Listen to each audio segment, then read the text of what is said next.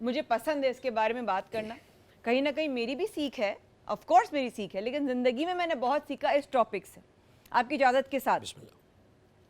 میں نے ایک جگہ پڑھا ہے کہ تکبر شہرت کا ہو یا دولت کا, طاقت کا ہو یا علم کا, حسن کا ہو یا حسب و نسب کا ہو, حتیٰ کہ تقوی کا ہی کیوں نہ ہو, انسان کو رسوا کر کے ہی چھوڑتا ہے.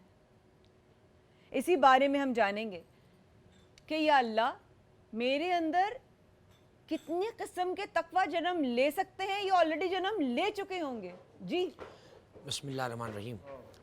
دیکھیے, جہاں پر ہمارے جسم کے ساتھ کچھ بیماریاں لگی ہوئی نا, وہاں کچھ روح کی بھی بیماریاں ہیں. سبحان اللہ. اور روح کی بیماریوں میں سے سب سے مہلک بیماری جسے میں کہہ سکتا ہوں وہ تکبر ہے. اللہ حدیث میں کہ اقبح الخلق التکبر, سب سے قبیح ترین جو اخلاق اور اخلاق کی برائی ہے وہ تکبر کرنا ہے. آپ دیکھیں اللہ سبحانہ و تعالیٰ کے جو 99 نام ہم پڑھتے ہیں, پہلی بات تو یہ کہ اللہ سبحانہ و تعالیٰ کے صرف 99 صفاتی نام نہیں, اس کے نام بہت ہیں.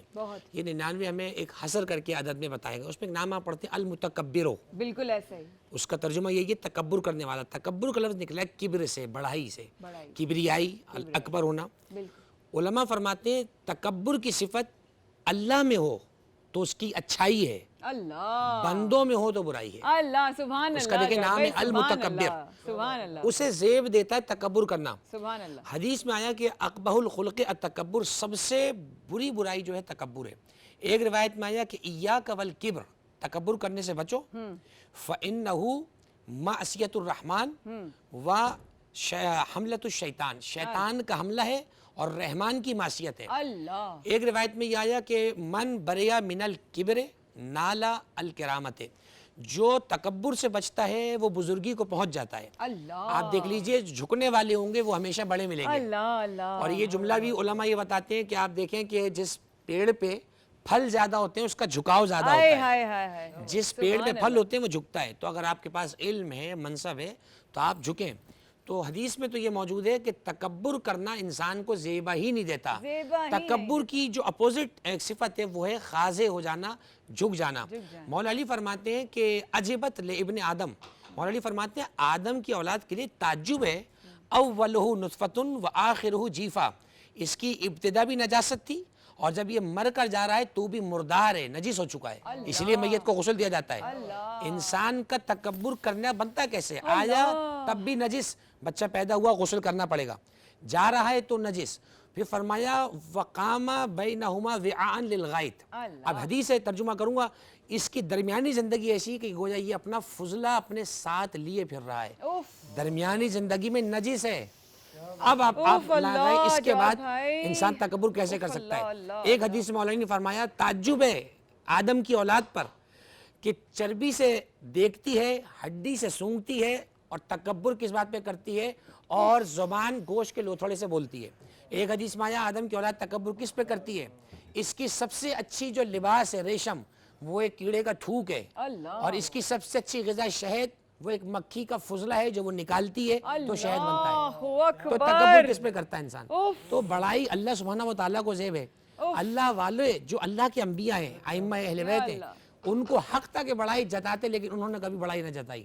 رسول اللہ سے زیادہ کائنات میں حقدار کون تھا؟ لیکن ہمیشہ آپ چھوٹوں کے ساتھ خاضع رہے, بڑوں کا ادب فرماتے تھے, حتیٰ کہ جانی دشمنوں کے ساتھ بھی حسن سلوک سے پیش آتے تھے. تو ہمیں رمضان المبارک کا پیغام یہی ہے کہ تکبر سے بچیں. حدیث میں یہ کہ جو تکبر کرتا ہے نا, اس کے اندر اندر عجب پیدا ہوتا ہے. عجب کہتے ہیں جسے میں پیدا ہو جانا, اپنی خوشامد, اپنے آپ سے سیلف سیٹسفیکشن پیدا ہوتی جا رہی ہے, بس میں اچھا ہوں, میں اچھا ہوں. اس کے لیے ایک علاج علماء نے بتایا اخلاقیات کے اندر, وہ یہ ہے کہ جب بھی تکبر پیدا ہو اپنے اندر تو فوراً اپنی برائیوں کو یاد کرو. جب اپنی برائیاں یاد کرو گے تو تم خود سوچو گے کہ جتنا میں اچھا بن رہا ہوں اس سے زیادہ تو میں اندر سے خود برا ہوں. چنانچہ اس انسان کو پھر تکبر سے دور ہونے کا موقع نصیب ہو جاتا ہے. جواد بھائی آپ نے بہت خوبصورت بات کی. آپ نے بات کی کہ انسان اپنی برائیوں کو یاد کرے. ہم یاد کر سکتے ہیں, اپنی برائیوں کو دیکھ سکتے ہیں, ہمیں پتہ ہوتا ہے ہماری برائیاں کیا ہیں. انسان سب سے زیادہ آگاہ اپنی چیز سے ہے, سب سے زیادہ جو سے اویئر رہنا چاہیے وہ اپنے اعمال سے رہنا چاہیے. آج معاشرے میں پریشانیاں کیوں ہیں؟ ہم اپنے سے زیادہ دوسرے کی ٹو میں لگے رہتے ہیں. یہ کیسا ہے, یہ کیوں آیا ہے, یہ کیا پہن کر آیا ہے, یہ کس کا چیز لے کر آیا ہے, یہ کہاں سے آیا ہے, یہ کیوں ہنس رہا ہے. مجھے اپنے اوپر غور کرنا ہے کہ میں اگر کوئی ایکٹ کر رہا ہوں کسی محفل میں تو میری نیت کیا ہے. تو چنانچہ اگر انسان اپنی برائیوں پہ غور کرے گا نا تو پھر اسے اچھائیوں پہ تکبر کا وقت نہیں ملے گا, اور برائیوں پہ نگاہ کرنے کی وجہ سے اللہ انہیں معاف بھی فرما دے گا, اور اچھائیوں پہ نگاہ کرنے سے تکبر سے بھی بچا لے گا. سبحان اللہ, سبحان اللہ.